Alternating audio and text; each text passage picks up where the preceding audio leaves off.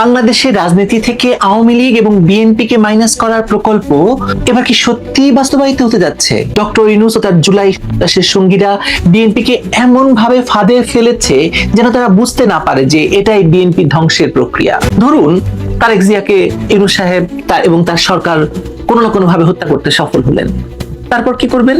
এই হত্যাকাণ্ডের সকল দোষ চাপানো হবে আওয়ামী লীগের ঘাড়ে। আওয়ামী লীগের ঘাটটি তো প্রস্তুতি আছে না, বলেন তো? শেখ হাসিনাকে দেশের বাইরে পাঠিয়ে আওয়ামী লীগকে রাজনীতির মাঠ থেকে সরিয়ে দিয়ে ডক্টর ইউনূসের পক্ষে বিএনপিকে মাইনাস করা কি খুব কঠিন কাজ বলে মনে করছেন?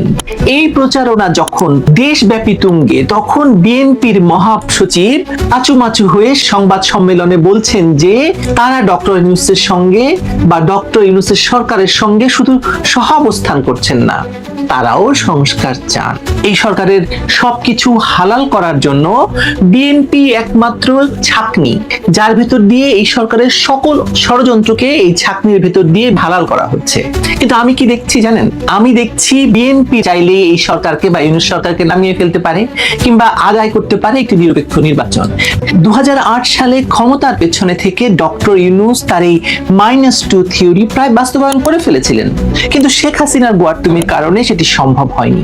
কিন্তু এবার শেখ হাসিনাকে দেশের বাইরে পাঠিয়ে আওয়ামী লীগকে রাজনীতির মাঠ থেকে সরিয়ে দিয়ে ডক্টর ইউনূসের পক্ষে বিএনপিকে মাইনাস করা কি খুব কঠিন কাজ বলে মনে করছেন? আমি মনে করছি না, আপনাদের জানিয়ে রাখছি এটা। কারণ ইতোমধ্যেই জামায়াত এবং তার বি টিম হিসেবে এনসিপি বা নাপাকে শক্তিশালী করে তোলার ক্ষেত্রে ইউনূস এবং তার মব সঙ্গীরা বিরাট ভাবে সফল হয়ে পড়েছে।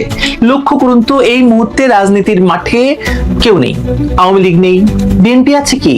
বিএনপিকে খুব সুকৌশলে রাজনীতির মাঠ থেকে তুলে এনে সেখানে এনসিপির গুন্ডাদেরকে ছেড়ে দেওয়া হয়েছে, আর তারা রাস্তায় নেমেই আওয়ামী লীগের সঙ্গে দেশের দুর্দশার সকল দোষ চাপাচ্ছে বিএনপির কাঁধে, আর সমানে বলে যাচ্ছে যে তারা সংস্কার চায় না, তারা সংস্কার চায় না, তারা সংবিধানের বদল চায় না, তারা জুলাই সনদ চায় না, সব বলে যাচ্ছে। এই প্রচারণা যখন দেশব্যাপী তুঙ্গে, তখন বিএনপির মহাসচিব কাচুমাচু হয়ে সংবাদ সম্মেলনে বলছেন যে তারা ডক্টর ইউনূসের সঙ্গে বা ডক্টর ইউনূসের সরকারের সঙ্গে শুধু সহাবস্থান করছেন না, তারাও সংস্কার চান। কিন্তু প্রশ্ন হচ্ছে, এই তথাকথিত সংস্কার আদতে কাদের স্বার্থে? আজ বিএনপিকে এই কথাগুলো বলতে বাধ্য করা হচ্ছে কেন জানেন? শুধু এটা বোঝানোর জন্যই যে বিএনপি কোনোভাবেই সরকার বিরোধী নয় এবং তারা সরকারের অংশীদার আসলে। কিন্তু আমি কি দেখছি জানেন? আমি দেখছি বিএনপি এই ইউনূস মহাজনের মব সরকার দ্বারা টিস্যু পেপারের মতো ব্যবহৃত হচ্ছে। শুধু এই সরকারের সবকিছু হালাল করার জন্য বিএনপি একমাত্র ছাঁকনি, এবং সেই বিরল স্বভাবের ছাঁকনি যার ভেতর দিয়ে এই সরকারের সকল ষড়যন্ত্রকে এই ছাঁকনির ভেতর দিয়ে, বিএনপি নামক ছাঁকনির ভেতর দিয়ে চালান করে দিয়ে হালাল করা হচ্ছে। ডক্টর ইউনূস ও তার জুলাই সঙ্গীরা বিএনপিকে এমন ভাবে ফাঁদে ফেলেছে যেন তারা বুঝতে না পারে যে এটাই বিএনপি ধ্বংসের প্রক্রিয়া। আপনারা হয়তো বলবেন যে আপনি কি বিএনপির চেয়ে বেশি বুঝেন? বিএনপির জন্য আপনার এত দরদ কেন? বিএনপি আপনার কি হয়? বিএনপি আপনাকে টাকা দেয় না ভাই। সত্যি কথা যদি বলি, বিএনপির জন্য আমার কোনো ধরনের দরদ নেই, কিন্তু বাংলাদেশের রাজনৈতিক বাস্তবতায় এতদিন বিএনপিকে অস্বীকার করা যে ভুল বিশ্লেষণ ছিল, সেটা স্বীকার করা প্রয়োজন বলে মনে করছি, এবং বিএনপিকে নিয়ে একাধিক ভিডিও আমি বানিয়েছি। এরই মধ্যে আমি দেখতে পাচ্ছি যে 2008 সালে ডক্টর ইউনূসের -2 থিওরি বাস্তবায়নের যে প্রক্রিয়া থেকে নিজেকে সরাতে বাধ্য হয়েছিলেন ডক্টর ইউনূস, তা নতুন করে শুরু করিয়েছেন তার মব সঙ্গীদের দিয়ে। ডক্টর ইউনূসের কথিত 3-0 সম্পর্কে আপনাদের সবারই জানা আছে। আমরা জানি দেশে বিদেশে কোটি কোটি টাকা ব্যয় করে তিনি এই 3-0 প্রচারণা চালান। বাংলাদেশের ক্ষেত্রে এই 3-0 কি শুনবেন, বা কি হতে পারে? আমি কিভাবে এই 3-0 কে দেখি বাংলাদেশের ক্ষেত্রে? এই 3-0 আর কিছু নয়। 1 নাম্বার 0 শেখ হাসিনা, এরই মধ্যে প্রায় সকল ক্ষেত্রে তাকে 0 করে ফেলার চেষ্টা হয়েছে, প্রায় হয়ে গেছেন। এরপরে হচ্ছে দ্বিতীয় 0 বেগম জিয়া। আপনার কি মনে হয় এই বেগম জিয়াকে 0 করতে খুব বেশি কাজ করতে হচ্ছে ডক্টর ইউনূসকে? মোটেও না। আরেকটি 0 কে তাহলে? তারেক রহমান। তারেক রহমানকে 0 করতে কি করছেন বা কি করতে পারেন সেটা দেখি চলুন। বরং ধরেই নিচ্ছি যে তারেক রহমানের সঙ্গে লন্ডনে যে বৈঠক করেছেন ডক্টর ইউনূস, সেই বৈঠকে তিনি বলেছেন, বাবা জীবন দেশে চলে আসেন, যখন ইচ্ছা তখন আসেন, আপনার দেশ, আপনার দল, আপনি পরবর্তী প্রধানমন্ত্রী, দেশে আসেন, দেশে আসেন। তাকে দেশে ফিরে নির্বাচনের নেতৃত্ব দেওয়ার মূলা ঝুলানো হয়েছে এবং ডক্টর ইউনূসের পক্ষ থেকে লন্ডনে এসবের জন্য মৌখিক অনুমোদন আসলে দেওয়া হয়েছে। কিন্তু আমার কি মনে হচ্ছে জানেন, এই অনুমতির আড়ালে আছে ভয়াবহ ফাঁদ। এই ফাঁদ তারেক জিয়াকে জিরো করে দেওয়ার। এই দেশে বসে তিনি মহানন্দে সময় কাটিয়েছেন এবং আবারও তিনি রাষ্ট্রের হিরো হিসাবে এখন স্বপ্ন দেখছেন প্রধানমন্ত্রী হওয়ার, ক্ষমতায় যাওয়ার। তার মানে আজ যদি ডক্টর ইউনূসের সরকার একই কৌশলে তারেক রহমানকে ফাঁদে ফেলে দেশে ফিরিয়ে নিয়ে গিয়ে তার উপর সন্ত্রাসী হামলা ঘটিয়ে অথবা তাকে কোনো না কোনো ভাবে হত্যা করেন বা করা হয়, তাহলে ইউনূস এবং তার সন্ত্রাসের সঙ্গীরা কোনো অসুবিধার সম্মুখীন হবেন বলে মনে করেন? হবেন না। কারণ এর তো কোনো উদাহরণ নাই। বাংলাদেশের রাষ্ট্র নেতাদের হত্যা করে, জাতীয় নেতাদের হত্যা করে কারো কোনো বিচার হয় না। আমরা তো সেটাই জানতাম। শেখ হাসিনা করেছেন, কিন্তু সেটা তো আসলে টেকেনি। সেটা টেকেনি বলেই, সেই বিচার ব্যবস্থাকে উন্নত করার চেষ্টাটা সফল হয়নি বলেই তো এই ইউনূস সরকার ক্ষমতা নিয়েছে, তাই না? ধরুন তারেক জিয়াকে ইউনূস সাহেব এবং তার সরকার কোনো না কোনো ভাবে হত্যা করতে সফল হলেন, তারপর কি করবেন? এই হত্যাকাণ্ডের সকল দোষ চাপানো হবে আওয়ামী লীগের ঘাড়ে। আওয়ামী লীগের ঘাটটি তো প্রস্তুতি আছে না, বলেন তো? আর তারেক রহমান ছাড়া বিএনপির অবস্থাটা একবার ভাবুন তো।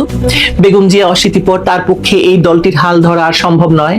তার মানে তারেক রহমানকে সরানোই হবে সেই চূড়ান্ত ঘুঁটি বা চাল, যার মাধ্যমে বিএনপিকে একেবারে ধ্বংস করে দেওয়া যাবে এবং একই সঙ্গে আওয়ামী লীগকে দায়ী করে আন্তর্জাতিক মহলে ডক্টর ইউনূস এবং তার সরকারের নিজেদেরকে নির্দোষ এবং সংস্কারপন্থী হিসাবে, সংস্কারকামী হিসাবে উপস্থাপন করতে পারবেন এবং তাদের জন্য পুরো মাঠটি ফাঁকা হয়ে যাবে। জুলাই 11 মাস পরে এসে 2025 সনের যে জুলাই মাস, সেই জুলাই মাসে কি অমন আছেন, বা জুলাই মাসের যে অবস্থা বাংলাদেশে 25 সনে, এটি 2024 সনের জুলাই মাসের সঙ্গে কতটা সম্পৃক্ত এবং আমরা 2024 সনের জুলাইকে কিভাবে স্মরণ করছি, এগুলো এক।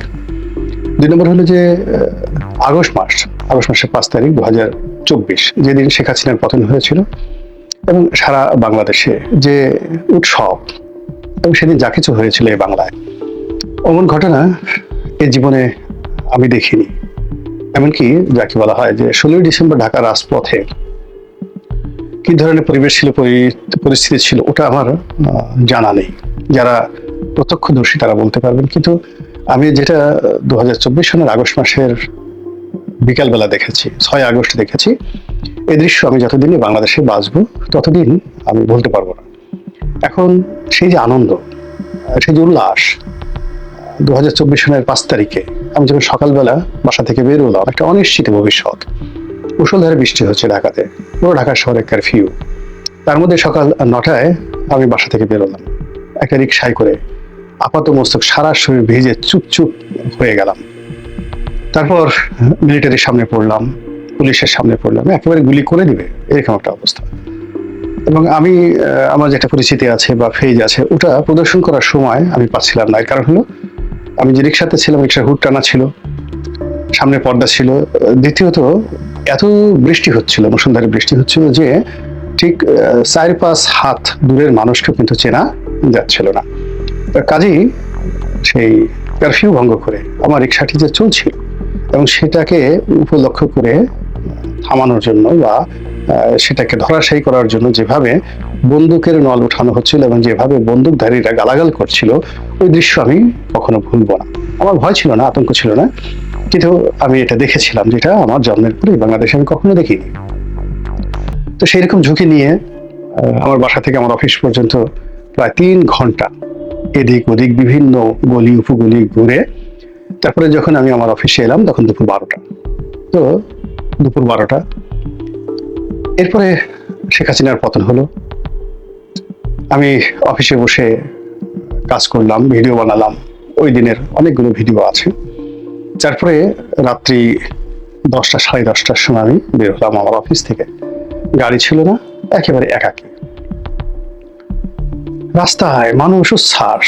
আমার মনে হলো যে ইস, কেন আমি দুপুর 2টার সময় বেরোলাম না, কেন আমি 3টার সময় বেরোলাম না, আমি কেন 10টার সময় বের হলাম।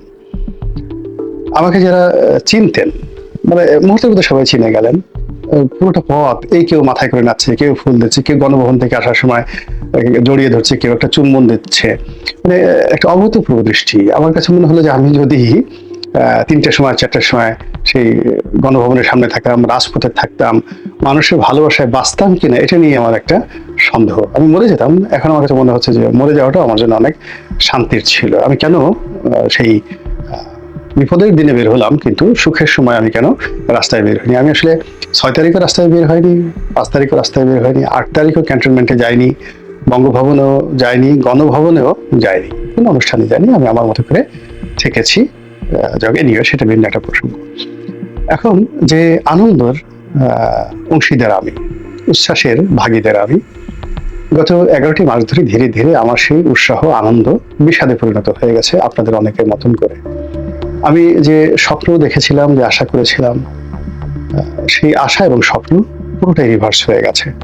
সেই স্বপ্ন যে শেখ হাসিনা ফ্যাসিবাদের পরিবর্তে একটি নতুন গণতান্ত্রিক বিধি ব্যবস্থা আসবে, এটি আইন শৃঙ্খলার অবনতির পরিবর্তে উন্নতি হবে, ছাত্রলীগ থাকবে না, যুবলীগ থাকবে না, তারপর ফ্যাসিবাদ থাকবে না, শুধু গণতন্ত্র থাকবে, মানুষের প্রেম থাকবে, ভালোবাসা থাকবে, হাসি থাকবে, উচ্ছ্বাস থাকবে, ব্যবসা বাণিজ্য সবকিছু থাকবে। এবং আমি 2019 সালে সিদ্ধান্ত নিয়েছিলাম যে শেখ হাসিনার পতনের পর আর সক্রিয় রাজনীতিতে জড়াবো না, অর্থাৎ ইলেকশন এগুলো আর করবো না।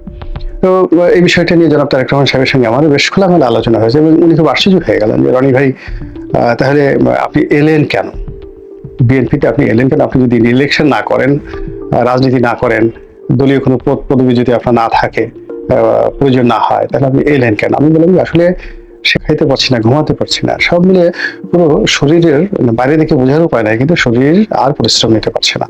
তো কাজেই আমার আসলে রিটায়ারমেন্ট দরকার। আমার ছেলেমেয়েরাও বড় হয়ে গেছে। আমি বিয়ে করেছি 1986-এ।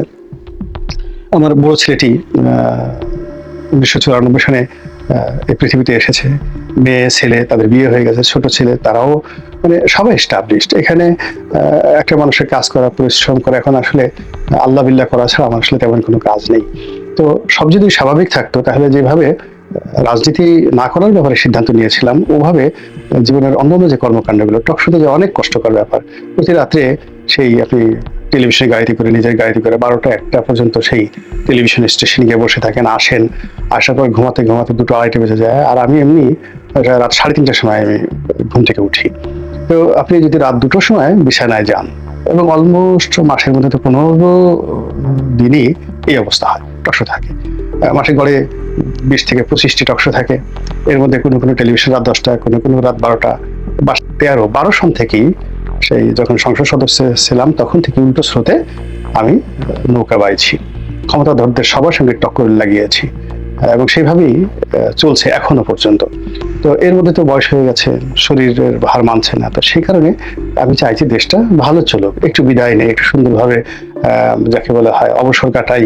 আর নতুন প্রজন্মে যারা রাজনীতি করতে এসেছেন, তারা রাজনীতি করবেন, তাদের সফলতা দেখে আনন্দ পাবো, পথে ঘাটে দেখা হবে, তারা সম্মান জানাবেন বা তাদেরকে স্নেহ করব, এই এতটুকুই এই বয়সে প্রাপ্তি। এর বাইরে অন্য কোনো কিছু ছিল না।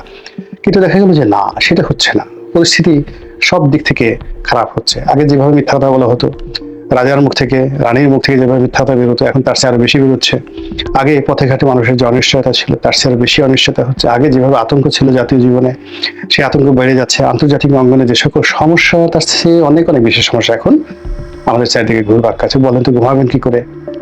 আপনি বলেন কি করে আপনি সুস্থ থাকবেন? যদি ন্যূনতম বিবেক থাকে, বোধ থাকে, দেশপ্রেম থাকে, তাহলে তো আসলে ঘুম হওয়ার কথা না। তাহলে আমারও হচ্ছে না। এবং এই অবস্থার মধ্যে আবার একটার পর একটা গুজব ছড়িয়ে পড়ছে।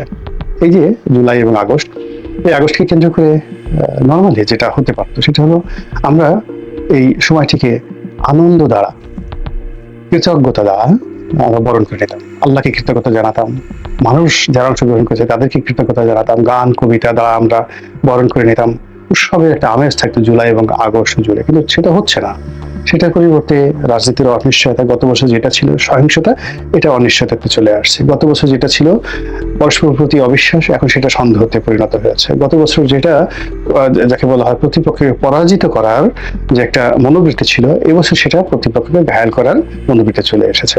এবং এখানে গত বছরে যে পক্ষগুলো ছিল, তার চেয়ে আরো বহু পক্ষ এই বর্তমানে জড়িয়ে পড়েছে। এবং এরই প্রেক্ষিতে নানা জনে নানা রকম, বিশেষ করে